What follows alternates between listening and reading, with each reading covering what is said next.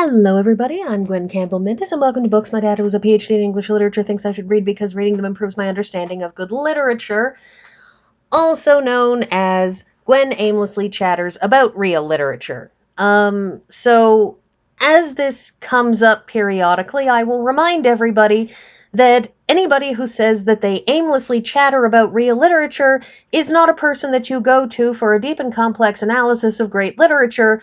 You come here because, well, actually, I don't know why you come here. Why are you here right now? So my book this week that is on the list that Dad has recommended is one of those life sucks and then you die books. Only this one isn't life sucks and then you die only, it's also people are horrible and stupid, and because people are horrible and stupid, that's why life sucks and then you die.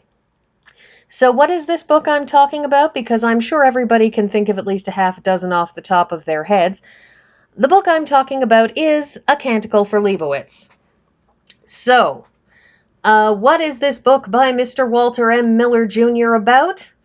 Well, it's post-apocalyptic fare, which is never my favorite genre. It actually starts off more or less post-apocalyptic. That is, you have an apocalypse, you have the world goes kablooey, but there are survivors, and they work their way through it, and eventually they get to the point where civilization is starting to recover, where not everything is horrible all the time. And so our book opens with a monk, because this book takes its lead from the way that Irish monks back in the Middle Ages were one of the repositories of knowledge lost with the fall of the Roman Empire. Now, how factual that is one of those things that's up for scholarly debate. There's a long history of saying the Irish monks saved the world, and then there are those who say they didn't do as much as everybody likes to pretend they did. Let's call that particular historical legend a fact for the purposes of this, because these sorts of legends, being foundational for the concept in the book, are, they're factual in that you're dealing with a foundation. And the idea is that following the nuclear holocaust that descended upon the world because people were stupid enough to set off nuclear devices everywhere, and nobody had the sense to say, well, sure, everyone here is going to be dead, but how is it advantageous to make everyone everywhere else dead? Anyways, so following that Holocaust, in this alternate universe, this particular horrific future, people got really, really angry with scientists because it was all the scientists' fault. It was the scientists who had done the research, who had figured out how to build the nuclear weapons, who had figured out how to, arm them, how to do all of the things, and then had handed them over to governments who used them. And so people developed a massive anti-intellectual bent and started actively destroying books and actively hunting down intellectuals. And so the Leibowitz of the title is one of those nuclear physicists who, upon seeing where everything was going, went to the church. He went to the Catholic Church because one would assume of that history of those Irish monks out in the North Sea, out in the middle of nowhere, who had collected works about science, about math, about all kinds of knowledge that had vanished with the fall of Rome, with the sacking of Rome, with the destruction of the empire that used to be, and said, we're going to take these books and we're going to lock them away somewhere, and in a couple centuries, someone will want that knowledge again, and it will be there waiting for them. And so Leibowitz went to the church, which is fascinating because, of course, Leibowitz being kind of a Jewish-y name creates a kind of irony in him going to the Catholic Church. But anyways, and tries to save knowledge, only the knowledge becomes fragmented because, of course, when people figure out that the quote-unquote bookleggers are monks, they start going after them. Anyways, so this book opens with Francis Gerard of Utah, brother Francis Gerard of Utah, who is a clearly nice young man who wants to be part of the Order of Leibowitz, which is trying to get Leibowitz declared a saint. And, he has a religious vocation, and that's what he wants to do with his life. And he stumbles across some items. He stumbles across the fallout shelter that Leibowitz's wife or girlfriend or something effectively died in the nuclear holocaust that has at that point at the opening of the book happened several hundred years before. And the first section of this book just follows his endless travails, because when he stumbles across it, it happens with various events, interaction with an old Jewish man who, and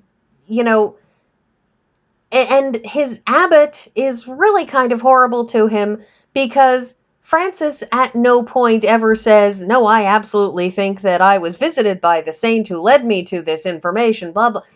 He doesn't say that, but he's a very cautious and not very bright young man, and so he's always very careful to say, well, I don't think so, but I can't be 100% sure, because if it were a visitation by, Leibowitz, how would I know?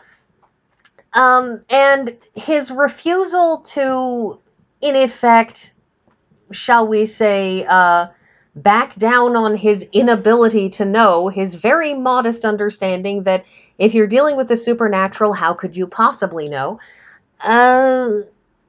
It causes him a lot of travails, and in the end, he gets to travel to Rome, and this beautiful piece of artwork that he had done based on a circuit board design that he'd found gets stolen and everything, and on his way back after this moment of triumph, a bunch of these people living out in the wilderness decide to murder him. And that's the end of that. And his life really, really sucked because his abbot was a jerk and because the people around him were stupid.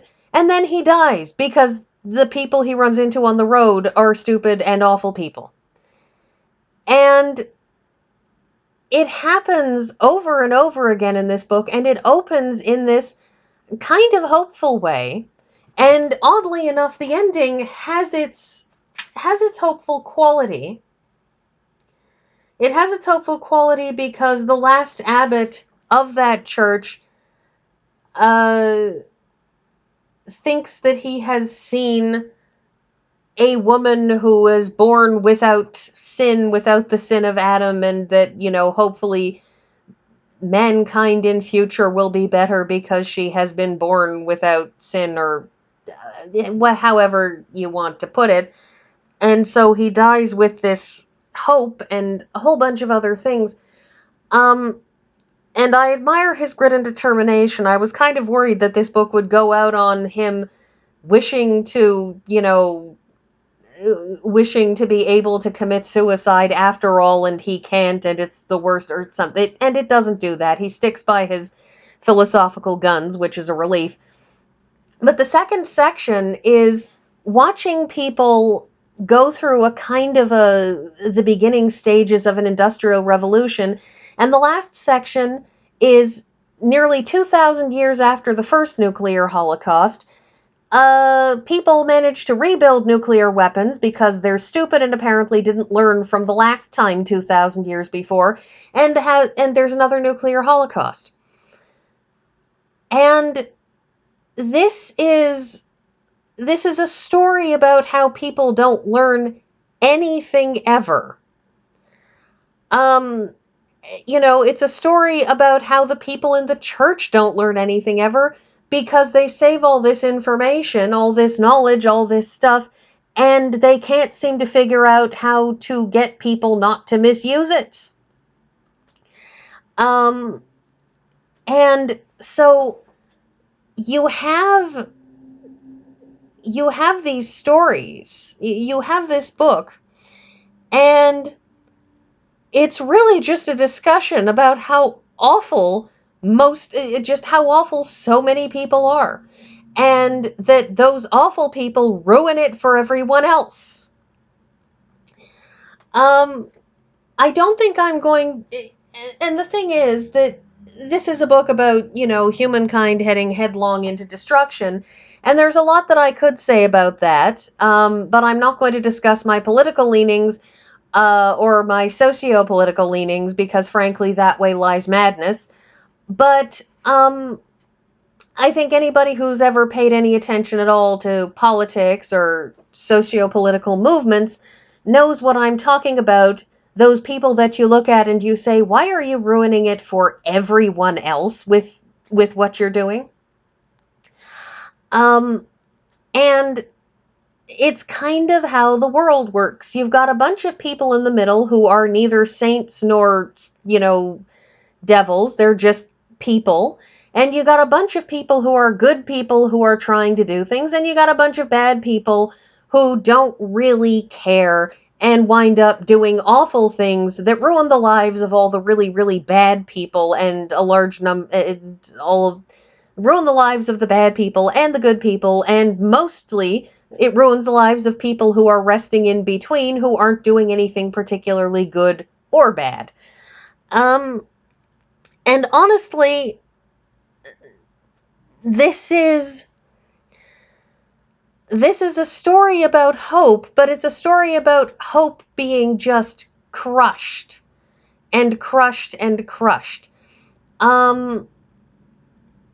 There is a song, of course, that exemplifies this, by a Welshman whose first name is probably pronounced Hugh, but I wouldn't swear to it because my Welsh is non-existent.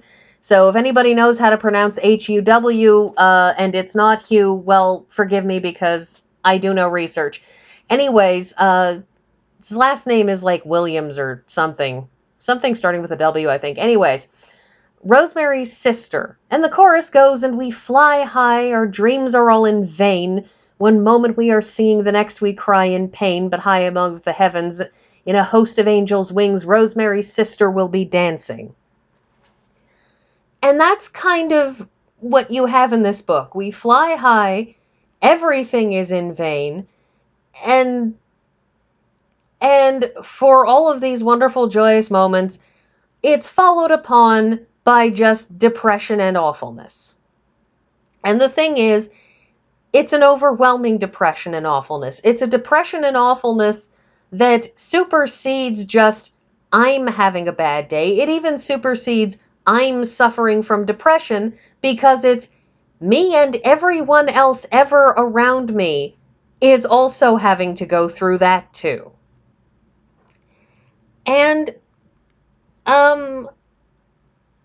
the only hope is eventually something will pull things out of their tailspin and things will get better again.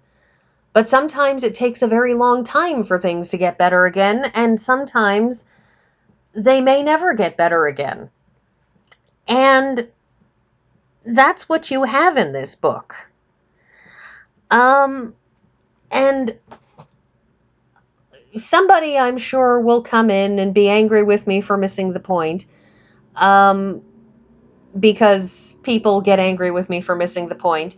But that's the point I'm taking from this. And frankly, that's why I don't read literature except when I get assigned it in school or for this particular specific project. Because I don't really like books that tell me how much life sucks.